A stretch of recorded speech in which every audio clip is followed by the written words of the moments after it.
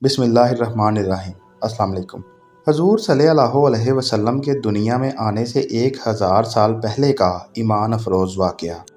हजूर सल्लल्लाहु अलैहि वसल्लम के दुनिया में ज़ुहूर से 1000 साल पेशतर यमन का बादशाह तुबा ख़मीरी था। एक मरतबा वो अपनी सल्तनत के दौरे को निकला।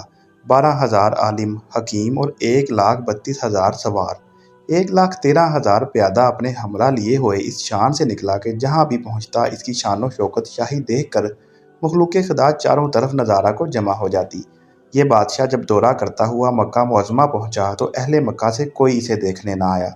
बादशाह हैरान हुआ और अपने वज़ीर आज़म से इसकी वजह पूछी तो उसने तहकीक के बाद बताया कि इस शहर में एक घर है जिसे बैतुल्लाह कहते हैं। इसकी और इसके खादमों की, जो यहाँ के बशिंदे हैं, तमाम लोग बेहद ताज़ीम करते हैं और जितना आपका लश्कर है इससे कहीं ज़्यादा दूर और नज़दीक के लोग इस घर की ज़ियारत को आते हैं और यहाँ के बशिंदों की खिदमत करके चले जाते हैं। फिर आपका लश्कर इनके ख्याल में क्यों आए? ये सुनकर बादशाह को गुस्सा आया और कसम खा कर कहने लगा कि मैं इस घर को खुदवा दूंगा और यहाँ के बशिंदों को कत्ल करवा दूंगा। ये कहना था कि बादशाह के नाक, मुंह और आंखों से खून बहना शुरू हो गया और ऐसा बदबूदार मादा बहने लगा कि इसके पास किसी को बैठने की भी हिम्मत न रही। इस मर्ज का इलाज किया गया मगर अफाका ना हुआ। शाम के वक्त बादशाही उलमा में से एक आलम रबानी तशरीफ़ लाए और नबज देकर फरमाया, मर्ज आसमानी है और इलाज ज़मीन का हो रहा है। ए बादशाह, आपने अगर कोई बुरी नीयत की है तो फ़ौरन उससे तौबा करें। बादशाह ने दिल ही दिल में बैतुल्लाह शरीफ और खुदाम काबा के मुतल्लिक अपने इरादे से तौबा की। तौबा करते ही उसका वो खून और मादा बहना बंद हो गया और साथ ही अल्लाह ने उसे ईमान की दौलत से माला माल कर दिया।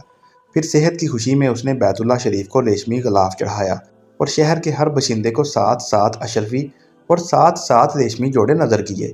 फिर यहाँ से चलकर मदीना मुनव्वरा पहुँचा तो हमलाही उलमा ने जो कुतुब समाविया के आलम थे वहाँ की मिट्टी को सूंघा और कंकरियों को देखा और नबी आखिरुल ज़मां सल्लल्लाहु अलैहि वसल्लम की हिजरत गाह की जो अलामतें उन्होंने पढ़ी थीं उन्हीं के मुताबिक इस सरजमीन को पाया तो बाहम अहद कर लिया कि हम यहाँ ही मर जाएंगे मगर इस सरजमीन को ना छोड़ेंगे।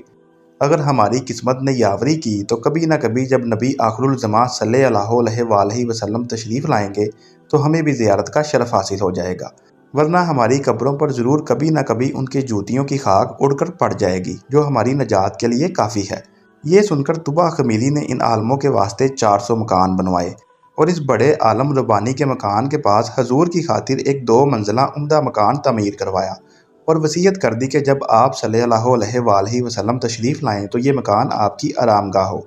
और इन 400 उलमा की काफ़ी माली इमदाद भी की और कहा कि तुम हमेशा यहीं रहो। और फिर इस बड़े आलम रब्बानी को एक ख़त लिख दिया और कहा कि मेरा ये ख़त इस नबी आखिरुल ज़मां सल्लल्लाहु अलैहि वसल्लम की खिदमत अक़दस में पेश कर देना और अगर ज़िंदगी भर तुम्हें हजूर की ज़ियारत का मौका ना मिले तो अपनी औलाद को वसीयत कर देना कि नस्ल ब नस्ल मेरा ये ख़त महफूज रखें, हत्ता कि सरकार अब्दे करार सल्लल्लाहु अलैहि वसल्लम की खिदमत में पेश किया जाए।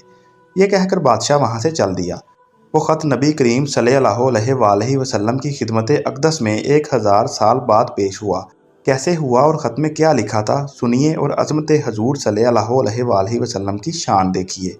कम तरीन मखलूक तुबा अवल ख़मीरी की तरफ से शफ़ीउल मज़नबीन सैयदुल मुरसलीन मोहम्मद रसूलुल्लाह सल्लल्लाहु अलैहि वसल्लम अम्मा बाद। ए अल्लाह के हबीब, मैं आप पर ईमान लाता हूँ और जो किताब आप पर नाजिल होगी उस पर भी ईमान लाता हूँ और आपके दीन पर हूँ। बस अगर मुझे आपकी ज़ियारत का मौका मिल गया तो बहुत अच्छा हो गनीमत, और अगर आपकी ज़ियारत ना कर सका तो मेरी शफ़ाअत फरमाना और क़यामत के रोज़ मुझे फरामोश ना करना। मैं आपकी पहली उम्मत में से हूँ और आपके साथ आपकी आमद से पहले ही बैत करता हूँ। मैं गवाही देता हूँ कि अल्लाह एक है और आप उसके सच्चे रसूल हैं।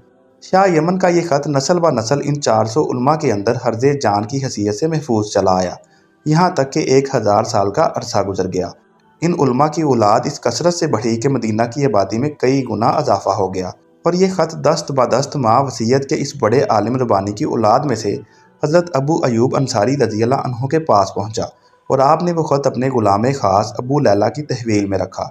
और जब हजूर सल्लल्लाहु अलैहि वसल्लम ने मदीना हिजरत फरमाई और मदीना की अलवदाई घाटी मसनियात की घाटियों से आपकी ऊँटनी नमूदार हुई और मदीना के खुश नसीब लोग महबूब खुदा का इस्तकबाल करने को जोक दर जोक आ रहे थे और कोई अपने मकानों को सजा रहा था तो कोई गलियों और सड़कों को साफ़ कर रहा था اور کوئی دعوت کا انتظام کر رہا تھا، اور سب یہی اصرار کر رہے تھے کہ حضور صلی اللہ علیہ وآلہ وسلم میرے گھر تشریف لائیں۔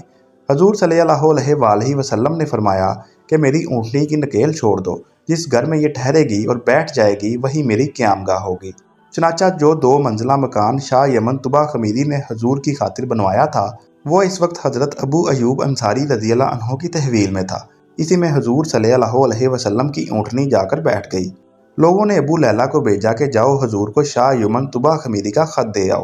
جب ابو لیلہ حاضر ہوا تو حضور نے اسے دیکھتے ہی فرمایا، تو ابو لیلہ ہے؟